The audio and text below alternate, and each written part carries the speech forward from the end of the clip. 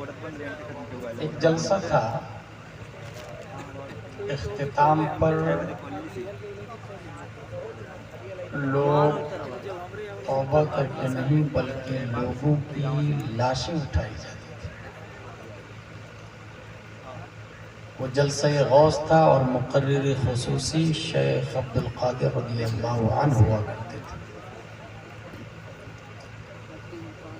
2 line की मैं एक ऐसी तकरीर जानता हूँ, सिर्फ 2 लाइन, मगर 7000 के मजमा पर इश्क़े मुस्तफ़ा का वो जुनून तारी किया कि 800 साल तक 1 लाख से ज़्यादा कुफ्र व शिर्क की छाती पर मोहम्मदी झंडा लहराने लगे थे। वो 2 लाइन की तकरीर ये थी, अय्युहन्नास ऐनल मफर अल-बहरु मिन वराइकुम वल अदु अमामकुम वलैसा लकुम वल्लाहि इल्ला सिद्क़ वस्सब्र। मेरे दोस्तों, कहाँ जाओगे? पीछे समंदर है, सामने दुश्मन है। समंदर में डॉल्फिन, ब्लू व्हेल, शार्क, मगरमच्छ, वो भी जान के दुश्मन और दुश्मन भी जान के दुश्मन। सिवाय इलाए कलिमाए हक के कोई ऑप्शन नहीं। इस 2 लाइन की तकरीर में 7000 फौज के सीने में जो जुनून तारी किया था, स्पेन की धरती पर 800 साल तक इस्लाम का झंडा लगा। मुकर्रिर खुसूसी का नाम है तारिक बिन जियाद रज़ियल्लाहु ताला अन्हु। अगर तबीयत खास हो, स्टूडेंट लाइफ जीने का मिजाज हो, मुतअल्लिमाना जिंदगी गुजारने का जज्बा हो, 1 idea can change your life. और अगर नहीं, जलसा जस्ट फॉर किक्स और इंजॉय के तौर पर हो, तो फिर हमारा आना आमिलतुन नासिबतुन तस्ला नारन हामिया का मुतरादिफ बनने में टाइम नहीं है। इस मुख्तसर तमहीद के बाद ये बता दूं मैं कि आज मेरी तकरीर नहीं हुई। हिंदुस्तान का बहुत ही बड़ा जीनियस माइंडेड थिंक टैंकर, हाफिज, आलिम, कारी, मुफ्ती, मुफस्सिर, मुतरजिम, मुहश्शी, मुशर्रिह, बल्कि मुजद्दिद आला हजरत रज़ियल्लाहु ताला अन्हु की 14 बातें हैं जो उम्मते मुहम्मदिया को बारूद के ढेर से बाहर निकालने के लिए, वो 14 बातें मैं आपके सामने रख के वमा अलैना इल्लल बलाग कहूं। नंबर 1, सबसे ज्यादा अहम, सबकी जान, सबकी अस्ल आजम, दीन मतीन को मजबूती से पकड़ना। ये पहली बात है आला हज़रत की फतवा रज़विया शरीफ में। 3 जगह ताकीद लाया, सबसे ज्यादा अहम, सबकी जान, सबकी अस्ल आजम, दीन मतीन को मजबूती से पकड़ ले। हर शख्स दीन को पकड़ नहीं सकता, क्योंकि दीन एबल टू कैच नहीं है, एबल टू थ्रू नहीं, एबल टू वॉच नहीं। दीन कोई दिखने वाला या पॉकेट में रखने वाला मटेरियलिज्म शय का नाम नहीं है। इसीलिए 1 साल का बच्चा, उसके सामने अगर आप आईफोन रखते हैं, may be he through away from himself by kick, वो लात से उसको फेंक देता। डायमंड गोल्ड को रख दे, कोई कदर नहीं, उसे भी फेंक देगा। चिंगारी जल रही हो, पांव के बल चलता है और उसे पकड़ लेता है, घुटनों के बल चलते हुए पकड़ लेता, हाथ भी जला लेता, मुंह भी जला लेता। अगर मां ना हो तो शायद कोई बच्चा जिंदा नहीं रहता। वाह वाह। 24 घंटे की फुल माँ रहती है, तब भी बचपन में सबके बदन में कोई ना कोई दाग होगा। कहीं हाथ जला, कहीं पांव जला, कहीं चावल में गया, कहीं सब्जी में गया। लेकिन वही बच्चा जब 50 साल का होता है तो गोल्ड को संदूक में ताले पे ताला लगा के रखता है। वाई? इसलिए कि वो 1 साल का है, या इसलिए कि इल्म नहीं, समझ नहीं? अगर आप ये कहते हैं कि वो 1 साल का है इसलिए ऐसा कर रहा है, गलत जवाब। उस पर क्रॉस का निशान लगाए और डस्टबिन में डालें। क्योंकि उसी 1 साल के बच्चे को आप छोड़ दे जंगल में, आदिवासियों में, 50 साल के बाद उसे डायमंड ला के दे, अभी भी वो फेंकेगा। अभी भी उसकी वैल्यू उसके नजर में 0 होगी। इसका मतलब ये हुआ कि वो जो 1 साल में डायमंड को फेंका, 50 साल में संदूक में ताला लगा के रखा, ये उम्र की वजह से नहीं, इल्म की वजह से, एजुकेशन की वजह से। तो दीन को मजबूती से पकड़ ले। दीन क्या है ये समझने के लिए एजुकेशन चाहिए। बुजुर्गी इल्म हस्त, न क्या उम्र हस्त। शेख सादी गोया है, एक 50 साल का बूढ़ा पिपरा में कब दीन को लात मार के फेंक देगा, शऊर भी नहीं होगा उसे, क्योंकि शऊर दीन ही नहीं है ना। एजुकेशन ने दीन किस चीज का नाम है उसे पता ही नहीं। नतीजतन वो कभी भी काफिर, मुशरिक, सुले कुल्ली और किधर जा सकता है, कब शैतान के चंगुल में आ सकता है, उसे खबर नहीं। इसलिए आला हजरत कहते हैं दीन की रस्सी को मजबूती से पकड़ लें, और कैसे पकड़े उसके लिए उन्होंने दूसरा ज़ाब्ता बयान किया। अजीमुशान मदारिस खोले जाए, बाकायदा तालीमें हो। लफ्ज देखिए, दूसरा ज़ाब्ता, अजीमुशान मदारिस खोले जाए, बाकायदा तालीमें हो। मुस्तफा कमाल अता तुर्क के आते ही मदारिस पर हमला हुआ था, और यह हमला इसलिए हुआ था कि टर्की में बेशुमार मदारिस थे। मुस्तफा सालिस के जमाने में 300 मदारिस थे, बल्कि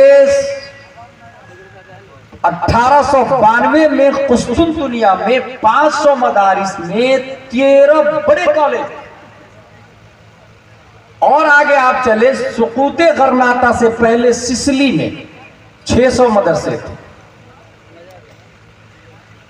दमिश्क, बगदाद, मोसिल, हल्ब, मिस्र, बैतुल मक़दिस, बालबक, करतुबा, नीशापुर, खुरासान वगैरह मदारिस, स्कूल और यूनिवर्सिटी से भरे हुए थे।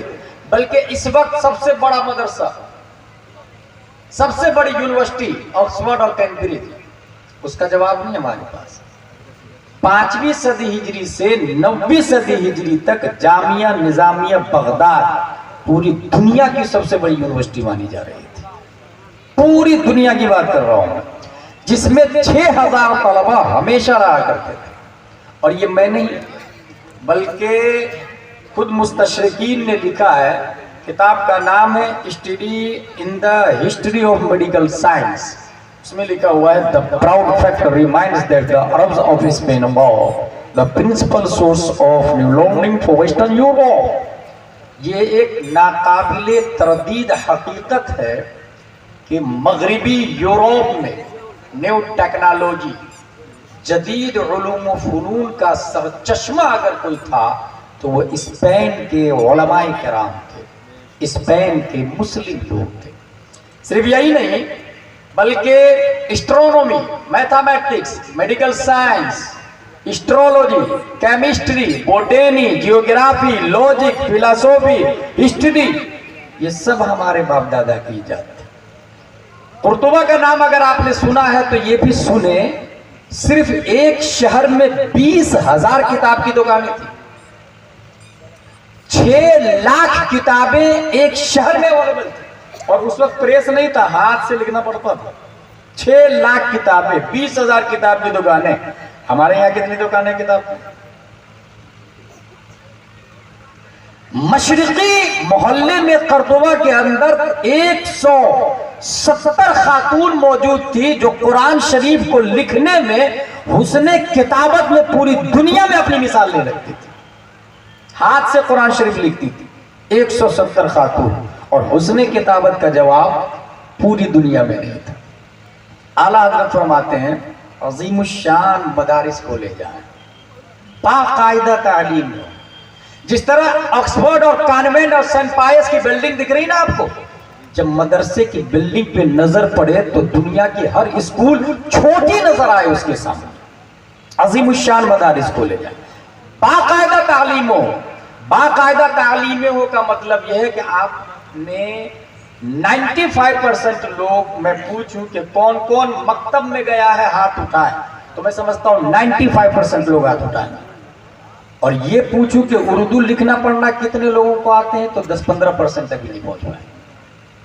इसका मतलब ये हुआ मकतब में तो गया था मगर बाकायदा तालीम नहीं थी, बेकायदा तालीम थी। हम एक किताब लेके अम्मा पारा या यस्सरनल कुरान या कायदा बगदादी या बरसों लेके जाया करते थे, और जिस दिन कुरान शरीफ पर आए, कुरान शरीफ पढ़ना शुरू कर दिया, माँ खुश, बाप खुश, उस्ताद भी खुश, और सब लोग को पता चल गया हाँ फला ने कुरान शरीफ शुरू कर दिया। अब अगर सवाल होता है कि उसको दीनी तालीम है, बोले हाँ है ना, कुरान शरीफ पढ़ा है वो। कुरान शरीफ का पढ़ना दीनी तालीम है, कालिका है। ये किसने कह दिया भाई? Reading of Holi Quran only, it is not education of Deen. Understanding का नाम तालीम है, न कि तिलावत का नाम तालीम। तिलावत से सवाब जरूर मिलेगा, लेकिन अंडरस्टैंडिंग तालीम है। अगर मैं उससे ये कहूं कि बताइए अल्लाह के वली जिंदा है, कुरान में कहां लिखा है? कुरान पढ़ने वाला बताएगा? तालीम कुरान वाला बताएगा।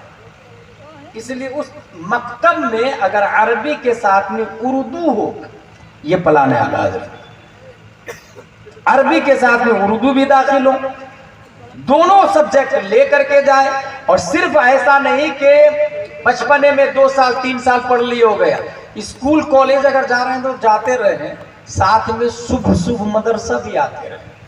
उम्र हो जाए 30-40 साल, स्कूल में डॉक्टर बन रहे हैं, उधर भी जाए, साथ में मकतब भी आते रहे। कुरान शरीफ के बाद अनवार शरीयत है, बहार शरीयत है, फतावा रज़विया शरीफ। अब अगर बच्चा आगे जाके डॉक्टर बनता है तो डॉक्टर जाकिर नायक नहीं बनेगा, वो डॉक्टर अमीन मियाँ बनेगा, वो डॉक्टर अशरफ मियाँ बनेगा, वो डॉक्टर सज्जाद आलम इस्माइल। मकतब में बाकायदा तालीम।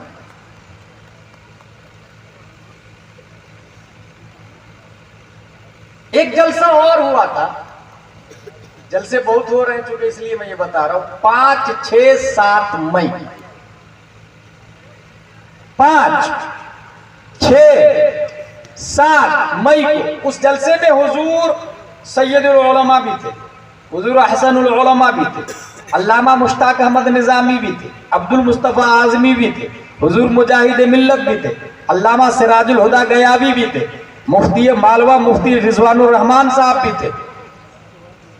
अनाउंसर की हैसियत से बेकलुत शाही थे, प्लानर की हैसियत से हुजूर हाफिज मिल्लत थे, और प्लानिंग की रीढ़ की हड्डी की हैसियत से अल्लामा अरशदुल कादरी अली रहमत।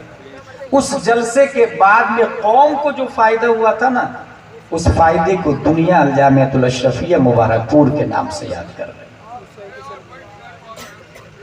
आज भी उस जलसे का फायदा नजर आ रहा है। अजीमुशान मदारिस को ले जाए, बाकायदा तालीम।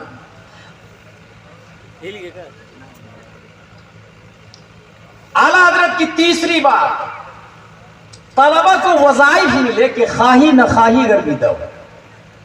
बच्चा पढ़ने के लिए आया है, उसे पैसे दे। जो वेल सेटल है उसे नहीं भी देंगे तो चलेगा। जो पुअर पर्सन है, जो गरीब है, उसे स्कॉलरशिप दे, उसे पैसे दे। शौक में बच्चा पढ़ेगा, शौक में। और इसकी मिसाल बाज़ाब्ता किताबों में मिलती है। एक माँ ने अपने बच्चे से कहा, बेटा नमाज पढ़ो। कहा क्यों, क्या फायदा होगा? बोले शक्र मिलता ना। और फिर आगे जो हुआ वो आप जानते हैं। जबकि माजी में भूख की वजह से बेशुमार लोगों ने पढ़ाई छोड़ी, चोरी करने पे मजबूर हुए। जामिया दमिश्क की बात बहुत मशहूर है। 3 दिन से एक तालिब इल्म भूखा था, 3 दिन से। सोचा यार कुछ खा लेता हूं चोरी करके फिर पढ़ूंगा, और मस्जिद ही में पढ़ाई हुई। अपने यहां मस्जिद में पढ़ाई नहीं होती, अपने यहां अलग से मदरसे बनाए जाते हैं। अपने यहां मस्जिद में दर्स भी वो अंदाज में नहीं होता है, लेकिन अरब में दर्स कुरान और अपने यहाँ जो दर्स दीन और अरब में जो दर्स दीन है उसमें बुनियादी फर्क ये है कि वहां जिस किताब का दर्स इमाम साहब देते हैं वो किताब मुक्तदी के हाथ में भी होती है। हमारे यहाँ किताब मुक्तदी के हाथ में नहीं होती। जामिया अज़हर दुनिया की सबसे बड़ी यूनिवर्सिटी है भाई साहब, वो मस्जिद का नाम है। मस्जिद में दर्स अच्छा हुआ था तो लोग दूर से सुनने के लिए आए थे। लोगों के कयाम के लिए हॉस्टल बनाया गया तो अज़हर यूनिवर्सिटी बन गई। उसकी हिस्ट्री ये। जामिया दमिश्क, बच्चा 3 दिन से भूखा और पढ़ाई कर रहा, गया चोरी करने के लिए। एक घर में घुसा, औरतें थी, दरवाजा बंद कर दिया। दूसरे घर में गया, देखा कि बैगन की सब्जी पकी हुई। उसने चम्मच से बैगन निकाला और मुंह में डाला, दांत गड़ाया। फिर उसे ख्याल आया यार ये तो हराम का है। दांत गड़े हुए बैगन को निकाल लिया और रख के वापस आ गए।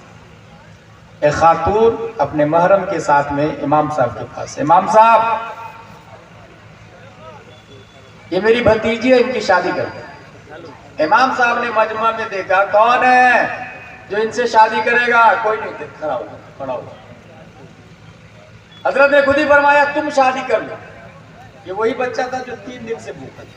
हजरत मैं तो भूखा हूं, खाने पीने का नहीं है मेरे पास। बोले ये खुशहाल है, वेल सेटल है, कर लो शादी।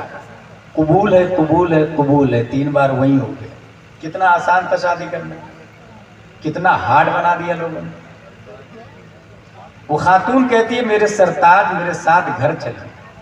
घर ले गए, दस्तरखान बिछाए, तपेली से ढक्कन हटाई और चम्मच डाली तो दांत कटा हुआ बैगन निकला। कितने अजीब लोग हैं, दांत काट के छोड़ दिया।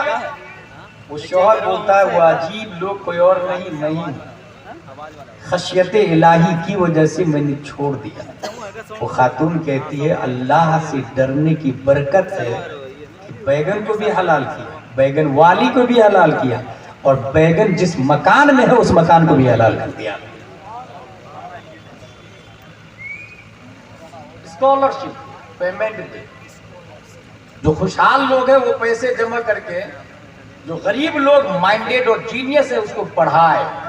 और ये कोई जरूरी नहीं है कि सिर्फ इसी लाइन में IAS IPS भी हमारे होंगे, तो हर महाज पे हमारे अफराद होंगे। आला हजरत की चौथी बात है, मुदर्रिसीन की बेशकरार तनख्वाहें उनकी कार्रवाइयों पर दी जाए। मुदर्रिसीन की बेशकरार तनख्वाहें उनके काम और एक्टिविटी को देखकर दिया जाए।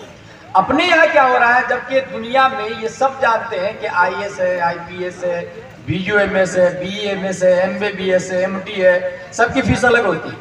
अपने यहाँ हर कुर्ता पजामा टोपी वाला मौलाना होता है। अब एक मस्जिद का इमाम है तो इमाम साहब है, चाहे वो नादरा खां हो या हाफिज हो या आलिम हो या कारी हो या मुफ्ती हो, इमाम साहब। और सबकी तनख्वाह के बारे में वही कॉन्सेप्ट और वही थॉट होता है। जबकि हाफिज की 10,000 तो आलिम की 20,000 होनी चाहिए, मुफ्ती की 40,000 होनी चाहिए, मुजद्दिद मिल जाए तो 1 लाख होना चाहिए। ये ग्रेड होता है। अपने यहाँ कोई सिस्टम नहीं। आला हजरत फरमाते मुदर्रिसीन की बेशकरार तनख्वाहें दी जाए, ज्यादा से ज्यादा तनख्वाह उनकी कार्रवाइयों पे। अगर वो मदरसे में आए और मदरसे में चंद बच्चों को तैयार किया, तनख्वाह बढ़ा दे। आइंदा साल और अच्छे से पढ़ा रहे, और बढ़ा दे, और बढ़ा दे, और बढ़ा दे। इधर दुनिया की दौलत इमाम साहब और मौलाना साहब को देंगे, उधर दीन की दौलत उलमा की शक्ल में वो हमें देने लग जाए। और बुरा क्या है अगर हम उनको दुनिया देते हैं और वो हमें दीनी अफराद देते हैं।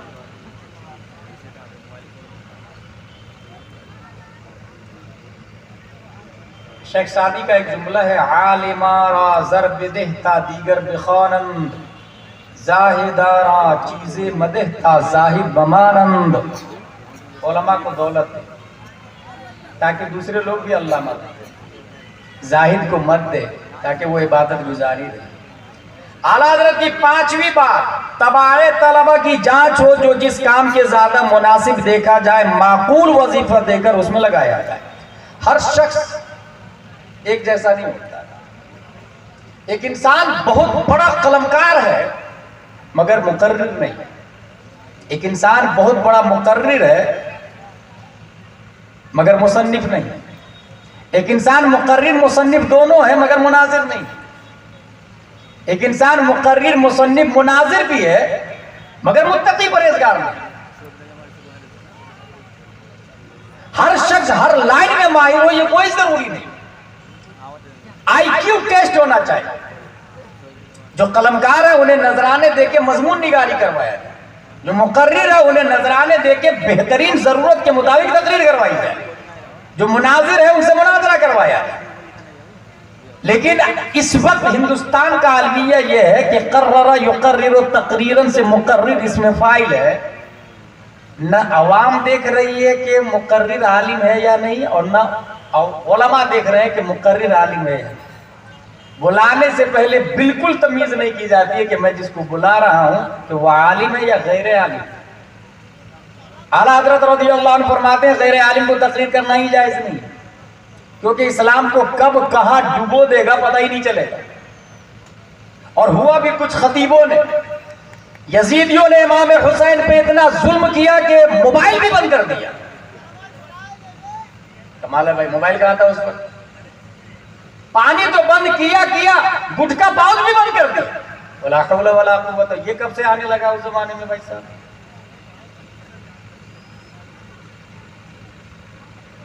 और इस वक्त तकरीबन 30% बल्कि 50% बोलूंगा मैं, 50% तकरीबन खतीब हिंदुस्तान के गैर आलिम।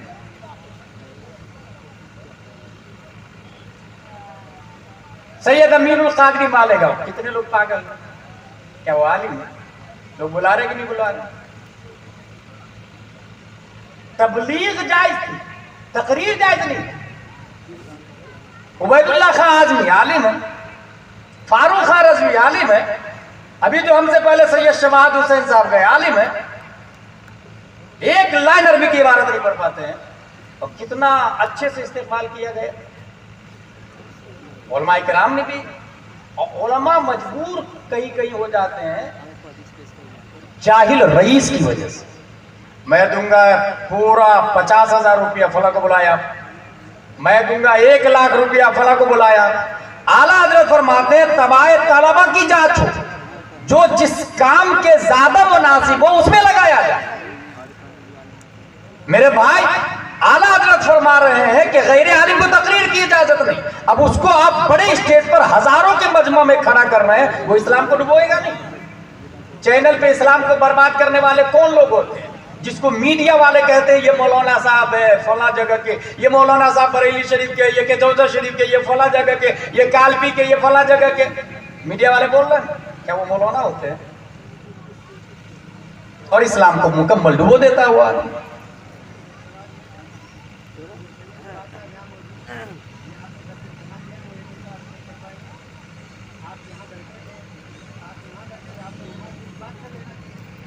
जवाब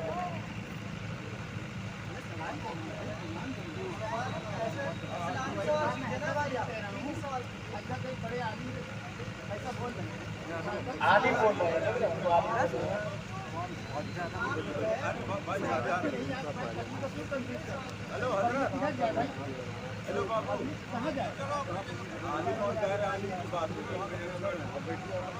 वो साहब बोल के गए, ये साहब अब उनकी मुखालिफत कर रहे हैं। आप पब्लिक है नहीं, मैं मसला बता रहा हूँ। आलिम आलिम होता है भाई, सैयद मिन हैसो हुआ काबिल ताज़ीम है, लेकिन काबिल इत्तिबा नहीं है। काबिल इत्तिबा होने के लिए इल्म चाहिए। नबी ने सैयद को वारिस अंबिया नहीं कहा, उलमा को वारिस अंबिया क्यों कहा है? क्योंकि हमारे नबी जानते थे कि कुछ लोग ऐसे भी होंगे हमारी औलादों में जो आलिम नहीं होंगे। क्या बहुत सारे ऐसे लोग मिलेंगे जो 5-5 10-10 अंगूठियां पहन रहे हैं और ये कह रहे हैं मैं सैयद हूं, मैं जन्नत में ले जाऊंगा। तो क्या इस्लाम बाजीचा या अखबार नहीं बन जाएगा? वो काबिल ताजीम है अपनी जगह, सर के ताज है। सैयद शबाहत हुसैन साहब सर के ताज, जितने सैयद है सब सर के ताज, मगर तकरीर की इजाजत सिर्फ आलिम को है, गैर आलिम को इजाजत नहीं। और ये मैं नहीं, आला हजरत बोल रहे हैं। अगर किसी को एतराज हो तो वो आला हजरत से जाके बात करे, वो फतावा रज़विया से बात करे, वो दौलतुल मक्किया से बात करे। जो जिस महाज पर एक्सपोर्ट हो उस महाज का एक्सपोर्ट उसमें लगाया जाए। खुद हुजूर सल्लल्लाहु अलैहि वसल्लम मुसअब बिन उमैर के अंदर देखा ये मुतहम्मिलुल मिजाज है, इसे मुदर्रिस बनाया जाए। मदीने शरीफ का मुदर्रिस बना के पहली बार मुसअब बिन उमैर रज़ियल्लाहु ताला अन्हु को भेजा है। किसने? हुजूर सल्लल्लाहु अलैहि वसल्लम ने। और ये कहा अय्युक़रिअहुमुल कुरआन व युअल्लिमुहुमुल इस्लाम व युफ़क़्क़िहुहुम फ़िद्दीन। आप जाइए उनको कुरान पढ़ाइए, इस्लाम सिखाइए, दीन समझाइए। जो जिस लाइन का एक्सपर्ट हो। खुद हुजूर हाफिज मिल्लत अलैहि रहमतुल्लाह व रिज़वान अल्लामा अरशदुल क़ादरी से कहते हैं आप टाटा चले जाइए, कोई प्लेटफॉर्म नहीं, कोई मदरसा नहीं, मगर अल्लामा अरशदुल क़ादरी के अंदर वो पावर था। हुजूर हाफिज मिल्लत ने देखा कि मेरा ये शागिर्द बंजर ज़मीन को ज़रख़ेज़ कर सकता है, और यही वजह है कि फैज़ुल उलूम की बुनियाद रखी और चंद सालों में न जाने कितने 100 उलमा को पैदा किया। हुजूर मुहद्दिस कबीर दामजिल्लहु अलैना को हुजूर हाफिज मिल्लत ने कहा आप कोलकाता चले जाइए और लोगों को पढ़ाइए, क्योंकि हाफिज मिल्लत ने देखा हाँ हुजूर मुहद्दिस कबीर के अंदर वो क्षमता है कि लोगों के खाली सीना को इल्मे नबी का मदीना बना सकते हैं। यही वजह है कि इस वक्त हिंदुस्तान में जितने उलमा हैं बिल वास्ता या बिला वास्ता हुजूर मुहद्दिस कबीर के शागिर्द हैं या उनके वालिद मोहतरम के शागिर्द हैं। जो जिस काम के काबिल हो उसे लगा दिया जाए। आला हजरत की 6वीं बात, उनमें जो तैयार हो जाए तनख्वाहें देकर मुल्क में फैलाए कि तहरीर, तकरीर, वाज, मुनाजरा के जरिए इशाअत मजहब करे।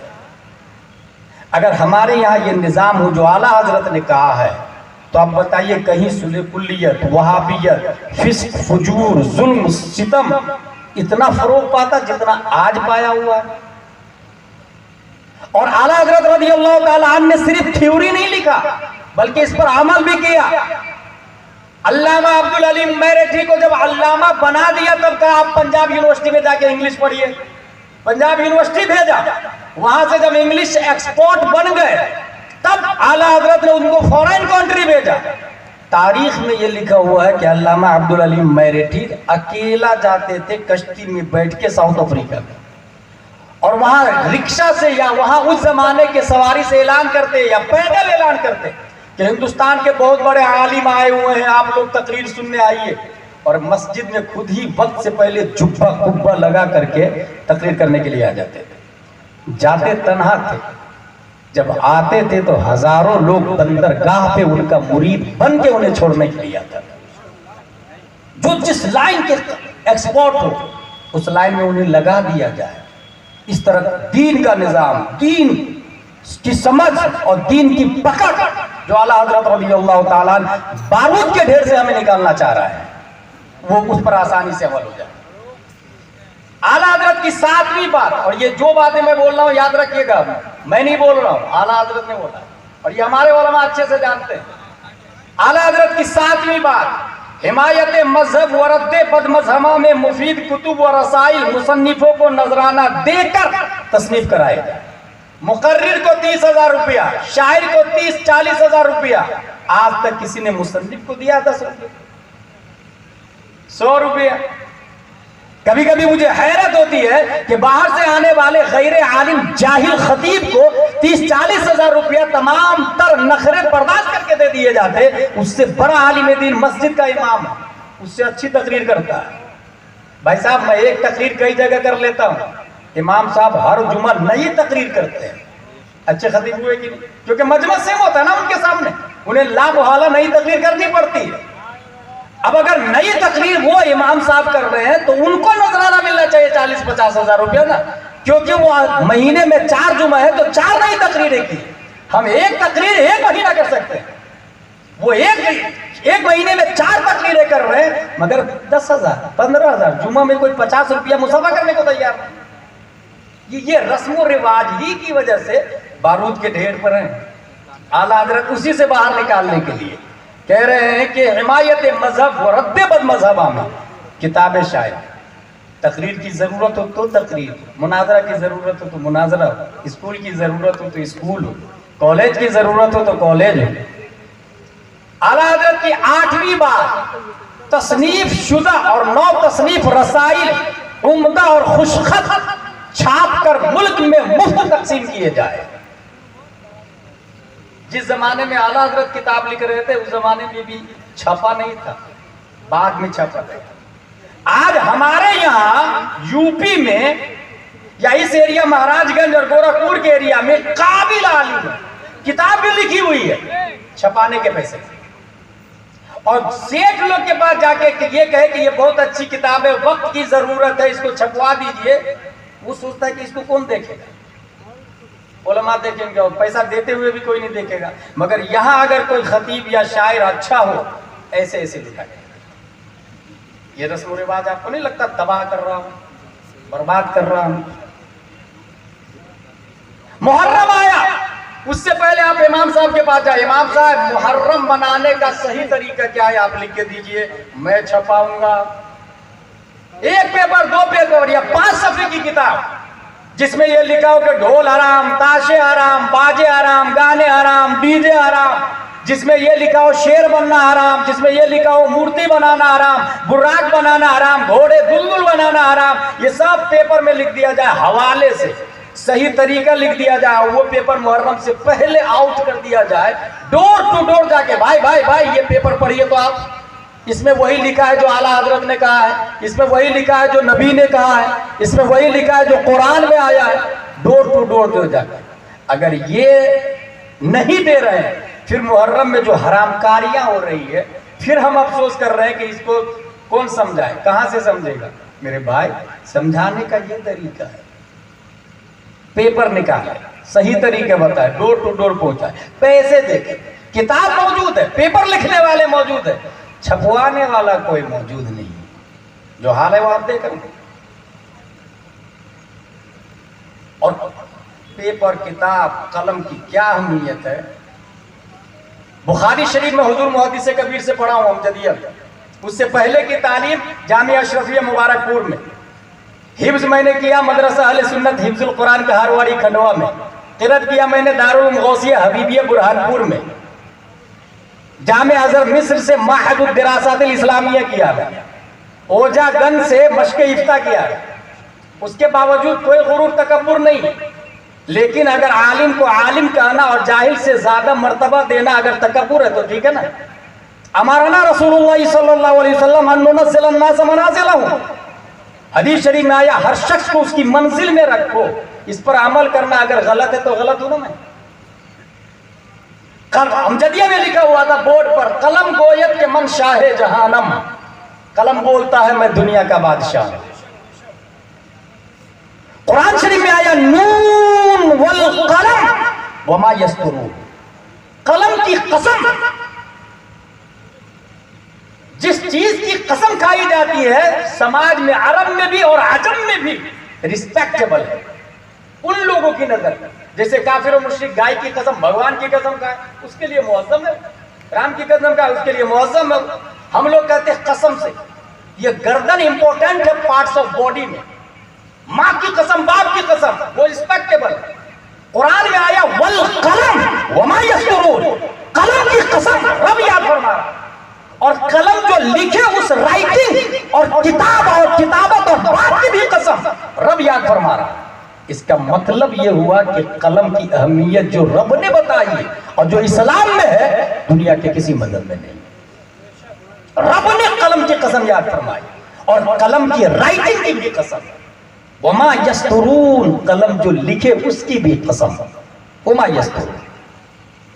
कलम क्या है? अगर इसकी मिसाल में मैं सिर्फ एक बात बताऊं, जो कुरान आज देख रहे हैं, जो बुखारी आप देख रहे हैं, ये कलम ही का कमाल है। इतना काफी है समझने के लिए। आला हजरत की 9वीं बात, शहरों शहरों आपके सफीर निगरां रहे, जहां जिस किस्म के वाइज या मुनाजिर या तसनीफ की हाजत हो आपको इत्तला दें, आपको सरकूबी आदा के लिए अपनी फौजें, मैगजीन और रिसाले भेजते रहे। आज अगर इस तरीके से अमल किया जाता तो ये बताइए किसी जगह मॉब लिंचिंग होती, और मॉब लिंचिंग होती तो उसकी डेयरिंग इतनी ज्यादा बढ़ जाती। बल्कि अभी एक बात बताऊं क्या चल रहा है, एक इंसान नॉर्मल मुस्लिम है, मोमिन है, और कहीं भी कुछ होता है और कोई कलमा गो मारा जाता है तो उसे बड़ा दर्द होता है। किसी आलिम को मार दिया जाए बड़ा दर्द होता है, किसी मदरसे पे बुलडोजर चढ़े बड़ा दर्द होता है। लेकिन जब वो मुरीद हो जाता है तो सिर्फ पीर भाई के मरने पे दर्द होता है। पीर साहब की तौहीन लगती है, रसूल पाक की तौहीन नहीं लगती। तो मुरीद ने इस्लाम का दायरा बढ़ा दिया या घटा दिया? पीर होने के लिए 4 शर्तें थी, सुन्नी होना, आलिम होना, फासिक मौलिन ना होना, खिलाफत मुत्तसिल बिल मुस्तफा होना, जो कुरान और हदीस से माखूज है। सुन्नी होना, क्योंकि अगर पीर सुन्नी नहीं है तो खुद ही जन्नत में नहीं जाएगा तो मुरीदों को कैसे ले जाएगा? जो डब्बा थाना भवन जाता हो वो बरेली कैसे पहुंच सकते हैं उसके पैसेंजर? आलिम होना, कबूतर ने आस्तीन पे बीज कर दिया, धो के नमाज पढ़ू या बगैर धोए नमाज पढ़ू। एक दिन के बच्चा ने कुर्ते पे पेशाब कर दिया, गुस्ल फर्ज हुआ कि नहीं हुआ? एक ही दिन का बच्चा, कोई नहीं गुनाह किया है। ये नूरुल ईज़ा का मसला है, ये शरीफ विकाया का मसला है। और जो गैर आलिम होगा वो जब कपड़ा नहीं पाक कर सकता तब दिलों को खाक पाक करेगा। इसलिए ये ज़ाब्ता लिखा हुआ है पीर के लिए 4 शर्तें, सुन्नी होना, आलिम होना, फांसी के मौलिन ना हो, खिलाफत मुत्तसिल बिल मुस्तफा ना हो, गुनाह कबीरा ऐलान ना करता हो, वादा की मुखालफत ना करता हो, दाढ़ी ना कटाता हो, नमाजें ना छोड़ता हो, साहिबे इस्तिताअत हो तो ज़कात देता हो, हज करता हो। टाइम तक तकरीर का 11 के बाद में जबरदस्ती दादागिरी से पहले आना यह वादा के खिलाफ नहीं है। फांसी के मौलिन ना हो, क्योंकि खुद ही वो गुनाहगार है तो दूसरों को गुनाहों से कैसे बचाएगा? खिलाफत मुत्तसिल बिल मुस्तफा होना चाहिए। ये 4 शर्तें फतवा रज़विया में, ये 4 शर्तें कुरान और हदीस से माखूज है, तसव्वुफ की किताबों में। मगर कुछ पीरों ने ये कहा जाओ मैं फतवा रज़विया ही को नहीं मानता, मैं आला हजरत को नहीं मानता है, सिर्फ मैं आला हजरत को भी नहीं मानता जी, सैयद सरामा वाले, मैं आला हजरत को नहीं मानता, फतवा रज़विया को नहीं मानता। जाओ क्या कर लोगे तुम? भाई साहब, आईना को हटाने से दाग नहीं धुलता, दाग हटाने से दाग धुलता है। आला हजरत अगर अपनी तरफ से बात कहते तो हम भी नहीं मानते, मगर आला हजरत ने जो बात कही है उस वक्त के उलमाए अरब व अजम ने कहा कि जो अहमद रजा बरेली से बोल रहे हैं वही हक है, और जो उनको मानते हैं वो हक है, और जो उनको नहीं मानते हैं वही वाल मुदिल और बिदअत वाले।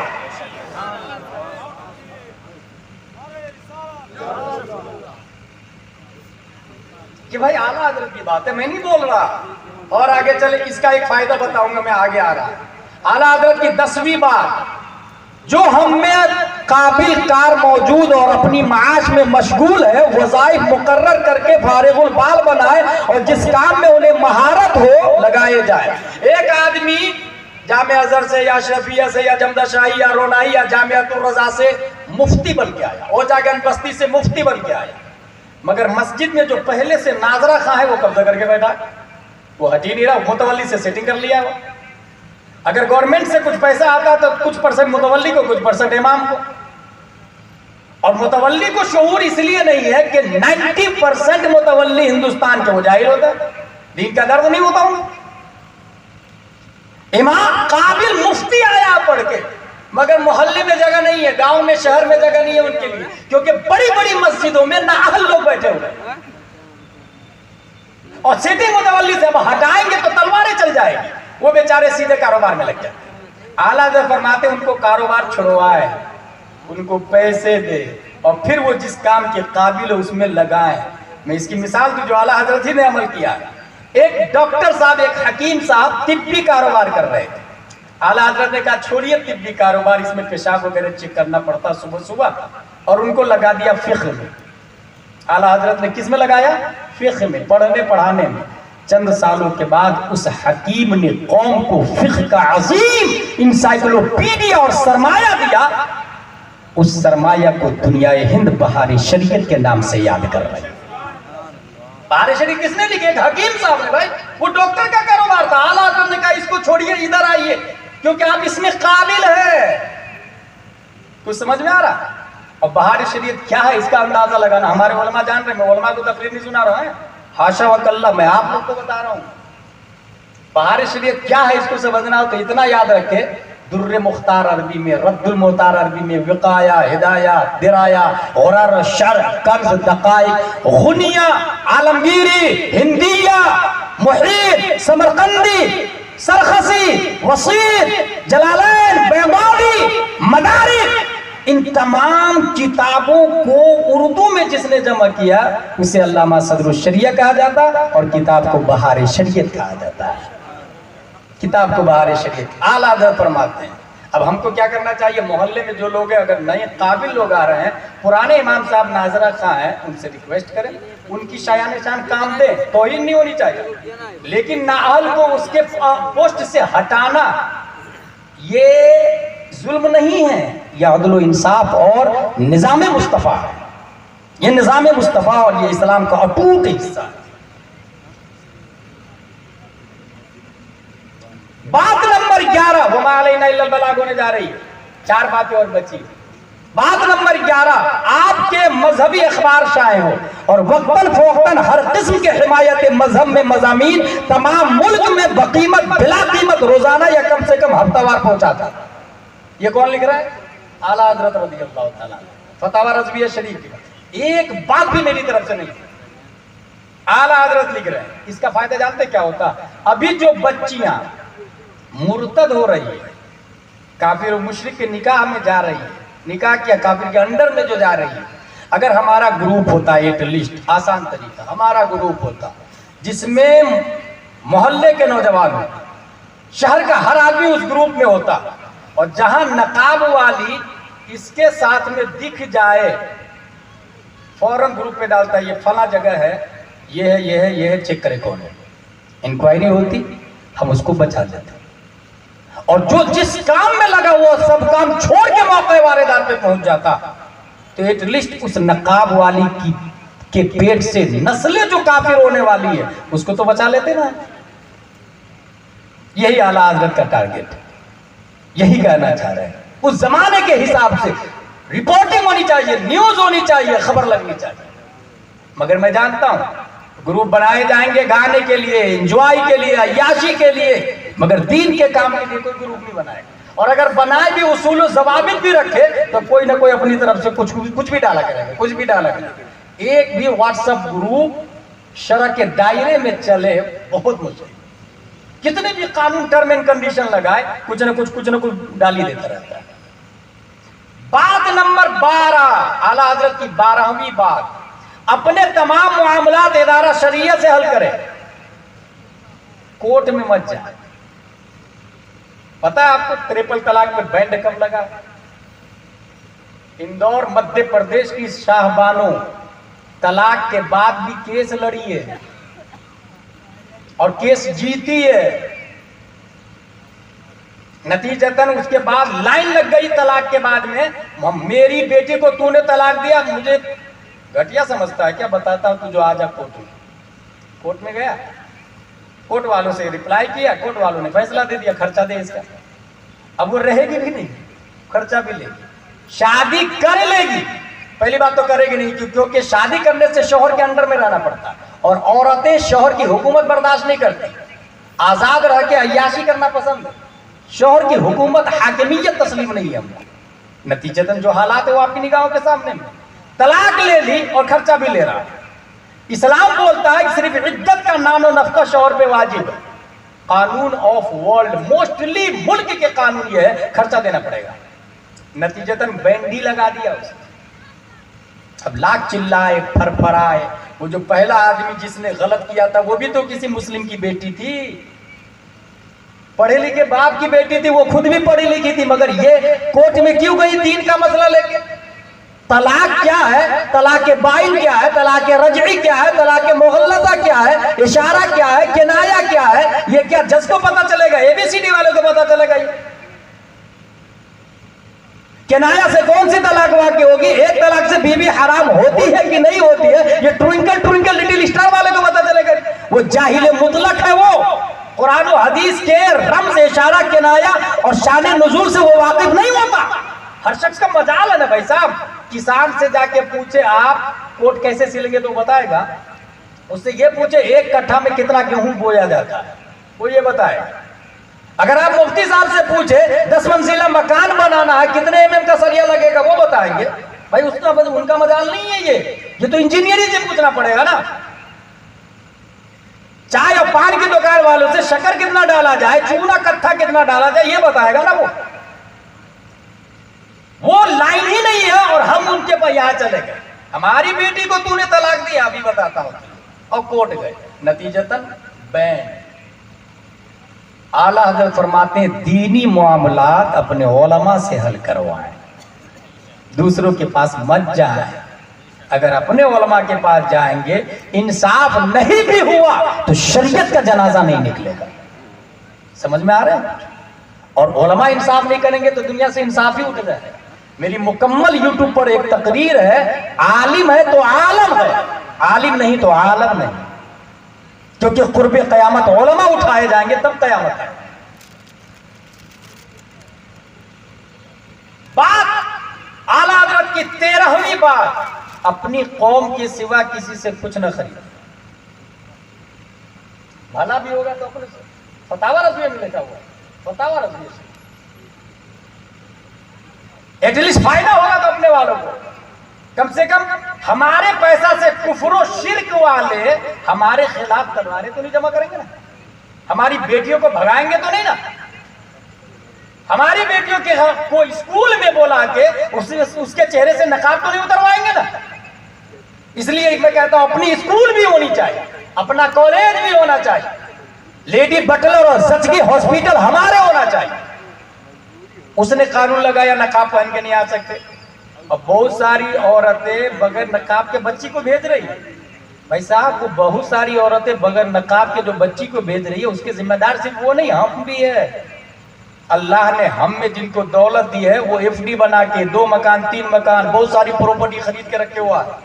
वो एफडी तोड़ के इतनी तौफीक नहीं होती कि स्कूल और कॉलेज अपनी बनाए। अगर अपनी स्कूल होगी तो सिस्टम अपना होगा ना, यूनिफॉर्म अपना होगा ना, सिलेबस अपना होगा ना। हम इंग्लिश के साथ साथ में अरबी उर्दू दाखिल कर देंगे ना, कंसुल ईमान फतावा रज़विया दाखिल करेंगे ना। और अगर यूनिफॉर्म की बारी आएगी तो लड़कियों को नकाबे फातिमातुज़ ज़हरा देंगे, तो लड़कों को कुर्ता पजामा टोपी देंगे। इस्लाम भी जिंदा रहेगा, एजुकेशन भी जिंदा रहेगा। ये असल है। ये आला हज़रत कह रहे हैं बारूद के ढेर से बाहर निकलने के लिए। बात नंबर 14, आखिरी बात, हिंदुस्तान के उमरा अपने मोमिन गुरबा के लिए इस्लामिक बैंक खोले। अभी इस वक्त आपको पता है IDFC bank, IDFC first bank FASTag, अभी एक नया सिस्टम चला है। पिछले आप 10 साल 15 साल पहले चले जाए तो वो देखने को नहीं मिलता। टोल टैक्स पर हम लोग पैसा देते थे, मगर इस वक्त एक चिप्स लगी हुई होती है, एटीएम कार्ड टाइप लगा हुआ होता है, उसको रिचार्ज करते हैं, पैसा वहीं से वहीं कट जाता है। अब आप सफर कर रहे हैं, 500 रुपया आपने डाला, एक टोल टैक्स क्रॉस करना है 50 या 100 रुपये का। हिंदुस्तान में फॉर एग्जांपल 100 करोड़ गाड़ी है। सोचे आप 1 करोड़ गाड़ी है, 1 करोड़ को 500 से इंटू करें कि पैसा कहाँ गया? काफिर के बैंक में। एक दिन में 5 करोड़ से कितना करोड़ कितना लाख कमाएगा? ये पैसा किसके पास गया? काफिर के पास। इसलिए आला हज़रत फरमाते हैं अपने बैंक खोले गरीब भाइयों के लिए। इस तरीके से गुर्बत का भी खात्मा होगा और इस्लाम का भी फरोग होगा।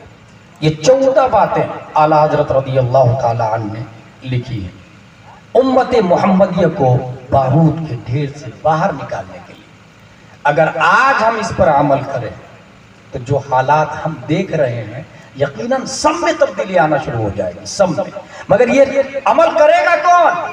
जलसा एंजॉय के लिए सुन रहे। कल होके लोग ये कहेंगे हजरी साहब ने अच्छी बातें बताई, बहुत अच्छी तकरीर हुई, जिसने ये बोला अच्छी तकरीर हुई उसने तकरीर पे पानी फेर दिया, जलसे पे पानी फेर दिया उसने। आज ही रात से वो अमल करे, ये जलसे की कामयाबी की दलील होती है, ये जलसे की मकबूलियत की जमानत होती है। रब्बे कदीर हम सबको कुरान शरीफ, हदीस शरीफ, फिक्र शरीफ पढ़ने, समझने, अमल करने की तौफीक अता फरमाए। वमा अलैना इल्लल बलाग। अस्सलाम।